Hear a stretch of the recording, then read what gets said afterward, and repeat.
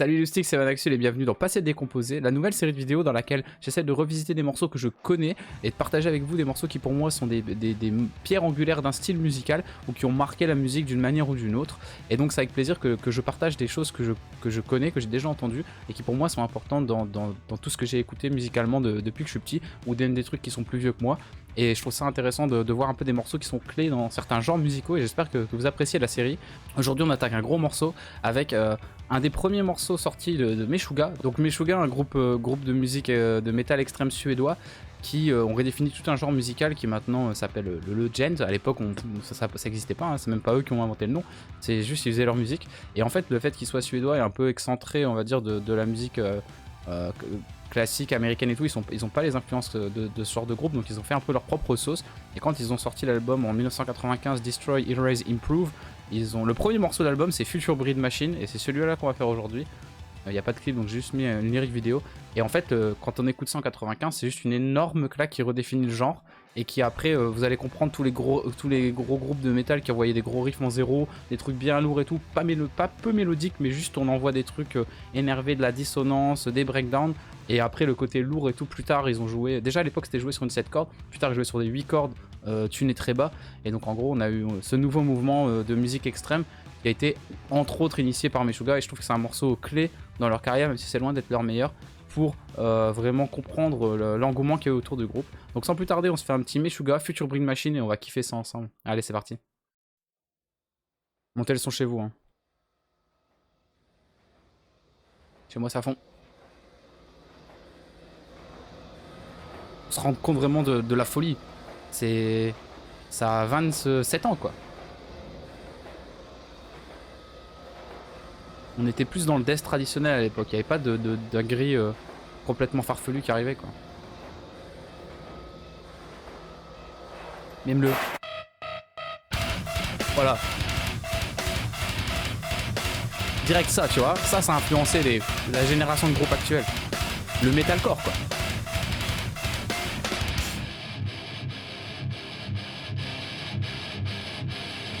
Le mix est dégueulasse, mais on s'en fout.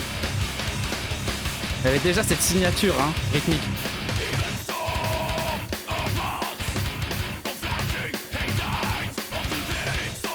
Avec cette voix qui est très rythmique plus que mélodique. Oh le morceau, j'avais oublié à quel point il était incroyable.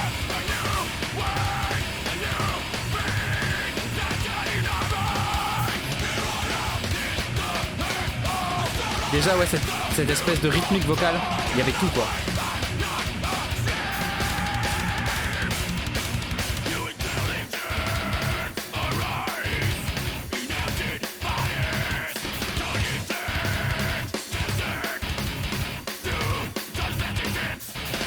Avec cette voix vraiment, j'adore cette côté rythmique de la voix.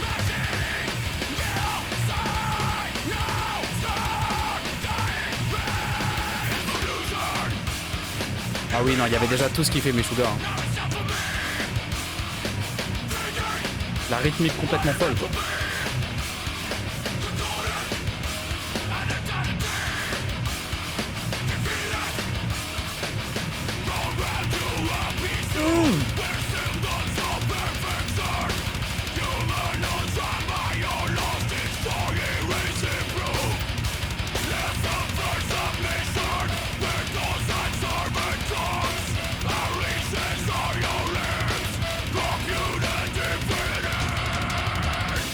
Ça te donne envie de devenir un animal, Meshuggah. Il y avait déjà tout ce qui faisait ce que Meshuggah est maintenant, quoi. Toute la recette était là, quoi.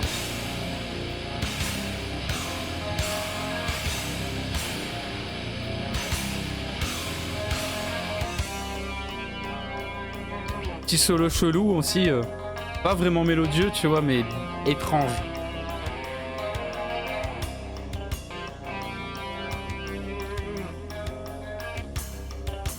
En fait, c'est un grand morceau, hein.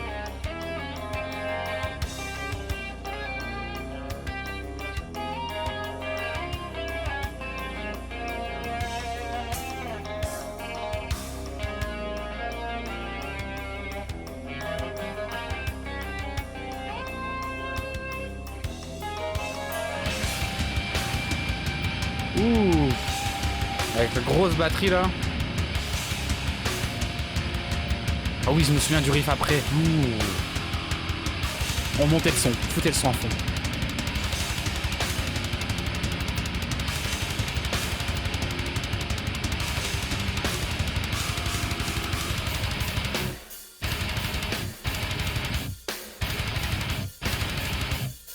Ah, sans ça, y a pas les August Burns Red et tout ça, hein.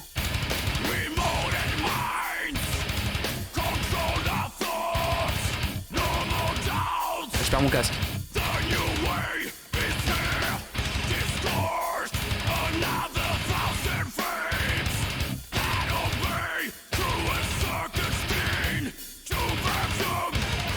Ah oui, le solo bizarre. Oh, je kiffe trop ma vie là.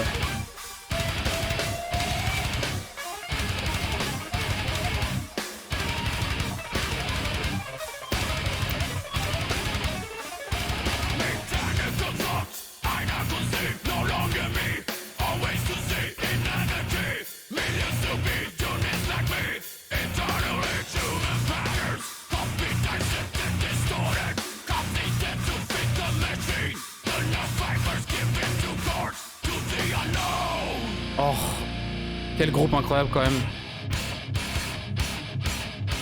Ça donne envie de danser comme un animal, tu vois.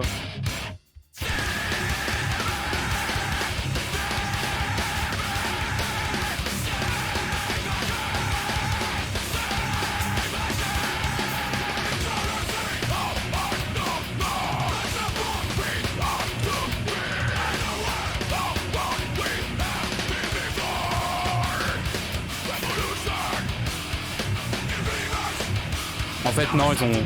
C'est juste comme ça.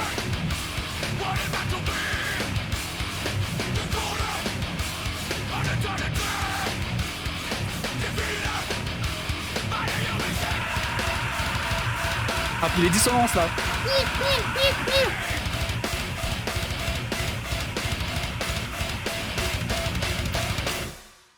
Oh!